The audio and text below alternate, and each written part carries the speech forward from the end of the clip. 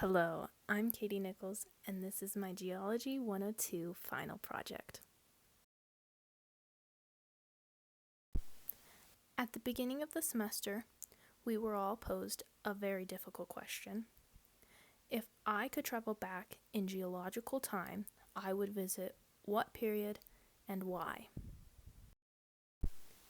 After a lot of research, I decided upon the Cretaceous period. And here's a really cool photo of me being really cool next to a Tyrannosaurus Rex.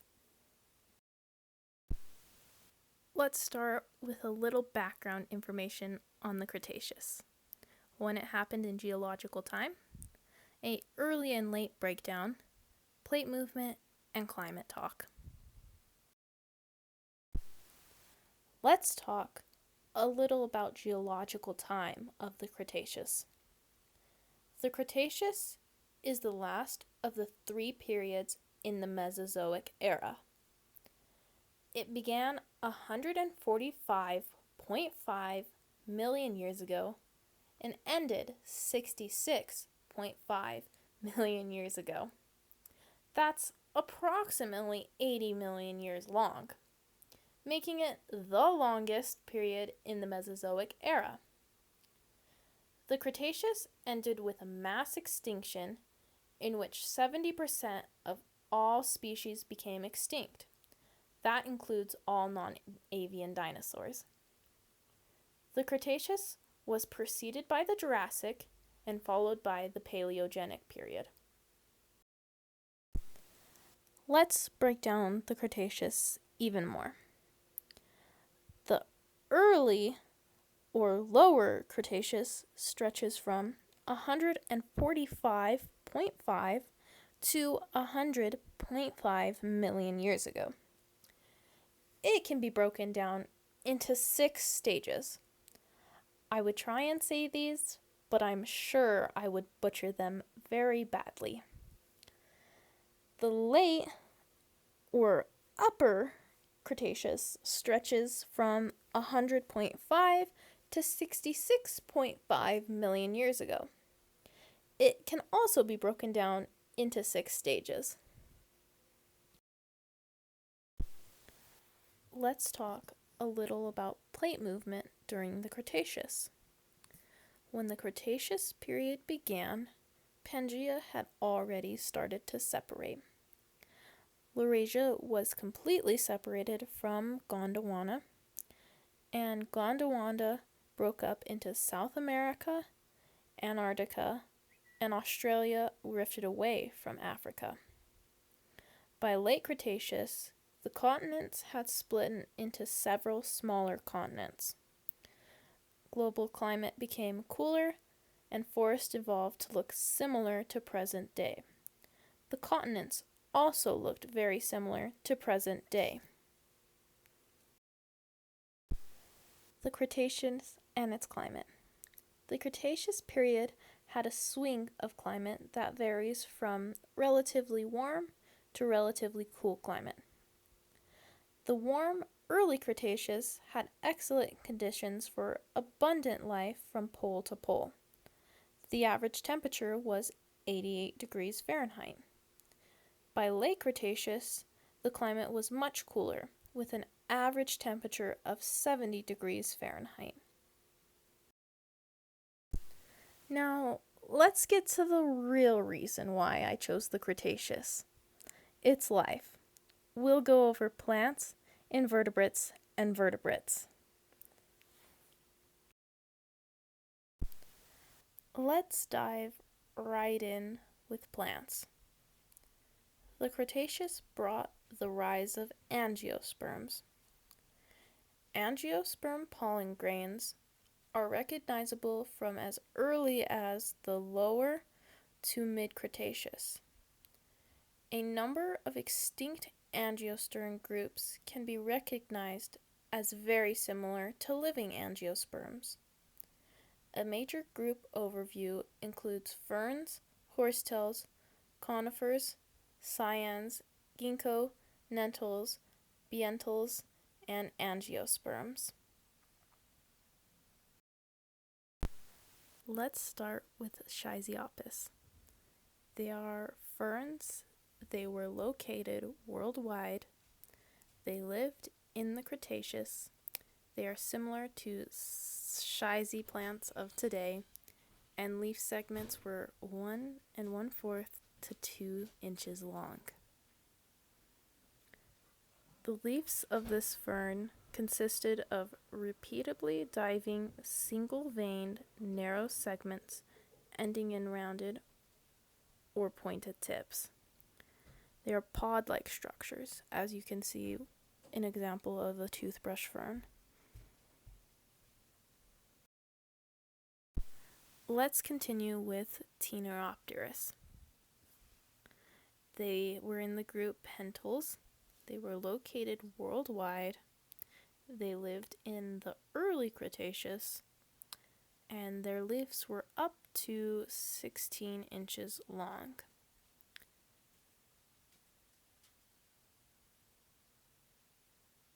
In some fossil floras, Pteronopterus leaves occurred with seed-bearing structures. They were on short shoots and were pollen-bearing structures.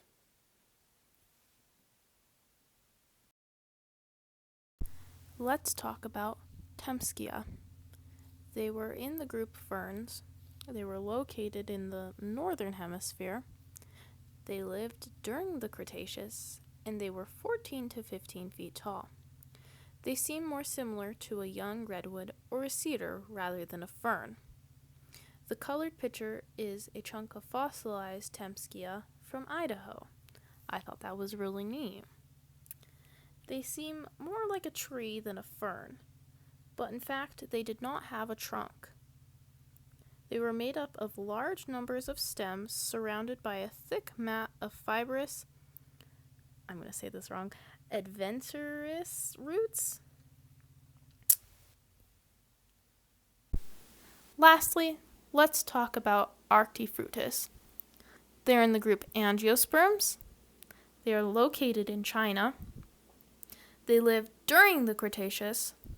They were 4 to 5 inches long, and they are similar in some respects to Trymphian and living genus of Nymphalias or water lilies.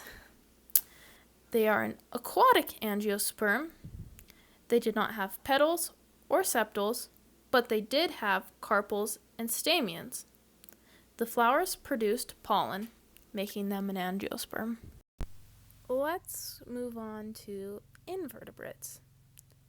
During the Cretaceous, sea level stood higher than any other time in geological history. Continental shelves and adjacent lands were flooded and provided diverse marine habitat for invertebrates. Life was abundant and was unlike the life in the Jurassic. Ammoids developed in strange shapes, such as coils, uncoiled, U-bends, and twisted in very strange ways. Major groups include ammoids, bentals, bivalves, and echoids. Let's start with Siphonia. They are a group of sponge located in West Europe, lived during the Cretaceous, and are up to 2 1/4 inch tall. They are a genus of unusual sponges that inhabited the west part of the Tethys Sea. Some resemble a partially inflated balloons. Others look more like tulips. They are represented as the red in the colored picture. Let's talk about Mortonisaurus. They are in the group cephalopods, located in Europe, Africa, India, North and South America. They lived during the early Cretaceous and were up to 12 inches long. In some mature species, a large horn is visible at the opening of the shell. This is not associated with sex. Archaeopteryx. They are a gastropod. They are located worldwide and lived in the early Cretaceous to the present. They are up to 1 3/4 inches long. Most fossil examples, all trace of the original color is lost. Modern species are carnivores feeding on sea anemones, coral polypi, and similar prey. Let's talk about temnoceidars. They are in the group echinoids, located worldwide, lived in the early Cretaceous to the present, and are 1.5 to 3 inches in diameter, excluding the spines. The small round circles are called bosses, and that's where the spine would join and a muscle would control the spine movement. Let's talk about avidomysis. They are in the group arthropods, located in southeastern USA, are 2 to 3 inches long, and lived during the late Cretaceous. The oldest fossil crabs have been found in rocks as early as the Jurassic. By the late Cretaceous, several lineages had evolved, but it was not until the Cenozoic that they became more abundant and widespread. Let's talk about vertebrates. The Cretaceous was a huge time in dinosaur evolution. At no other point in history were dinosaurs as diverse, abundant, or dominant. However, groups of birds, mammals, and crocodiles were as diverse and were setting the stage for modern life. The evolution of dinosaurs to birds. This is one of the best examples of major evolution transitions in the fossil record. Major group overview. Chondrichthyans, mosasaurs, alligatoroids, tyrannosaurs, ornithopods, ceratopians, avians, marsupials, and eutherians. Let's talk about pteranodon. They belong in the group pterosaurs. They're located in the USA. They are 6 foot long, and they lived during the late Cretaceous. They hunted over the ocean. We know this because there has been fish fossilized in their stomachs, and their skull is also very well adapted for hunting in the water, with a toothless jaw and a streamlined skull for diving into the water. Let's move on to Quetzalcoatlus. They are in the group pterosaurs. They're located in the USA. They have a wingspan of 39 feet, and they lived during the late Cretaceous. They are the largest flying animals of all time. Their skulls are about 8 1/4 foot long, which dwarfs even the tallest of humans. They are believed to spend most of their time eating large vegetation as prey and stalk and feed on large dinosaurs. Let's move right along with the Spinosaurus. They are in the group tetrapods. They are located in Morocco, Libya, and Egypt. They are 52 feet long and lived during the late Cretaceous. Ernest Stormer, a German paleontologist, discovered the first and best species of Spinosaurus.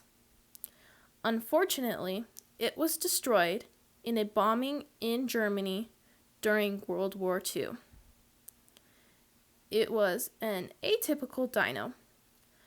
Unlike other dinosaurs, it had spines on its vertebrae to support a vertical cell. It is estimated to have been the largest tetrapod by far, large enough to prey on small and medium dinos on land. Let's move on to the best known dinosaur, Tyrannosaurus. They are a tetrapod. They're located in North America.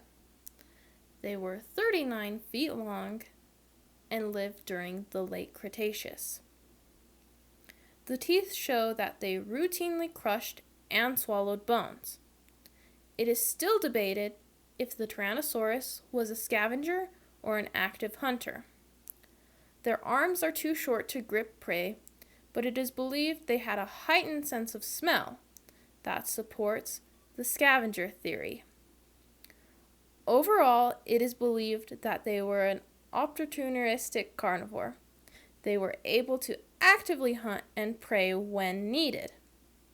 And I always think of the Tyrannosaurus from Meet the Robinsons with the tiny little bowler hat, so I had to include a picture of him.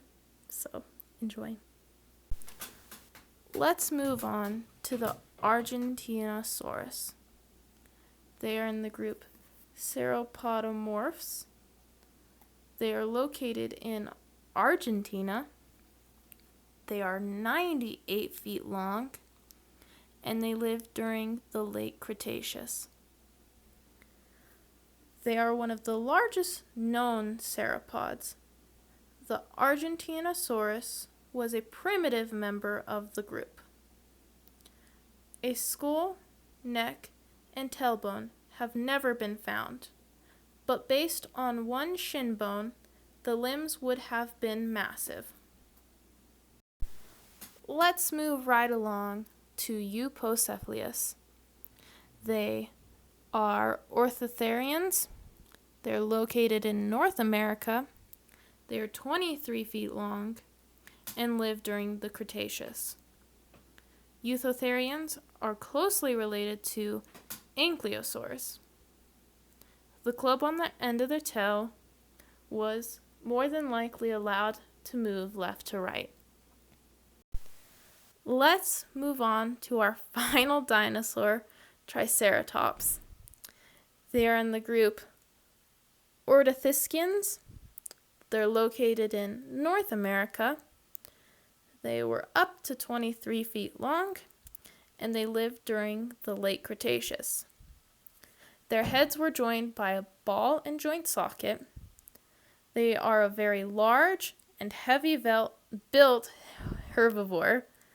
Some specimens have been believed to have bite marks on them from Tyrannosaurus rex, and they are also believed to have fought among themselves based on injuries they had on their bodies.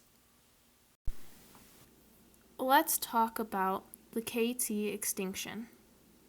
65.5 million years ago, the Cretaceous ended with a mass extinction that included more than 3/4 of all plant and animal life.